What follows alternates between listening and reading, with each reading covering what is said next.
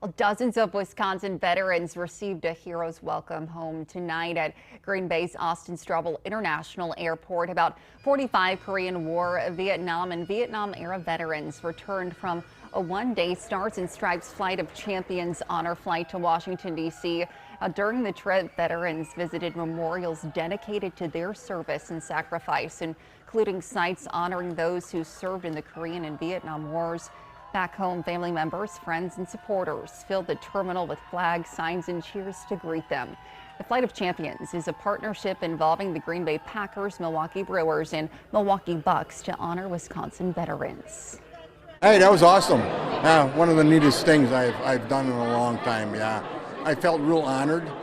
Every place we went, we had a bunch of other ones there that were thanking us, and I really felt honored today to be out there. Organizers say the Welcome Home celebration is an important part of the honor flight experience, giving veterans a recognition many never received when they returned from service.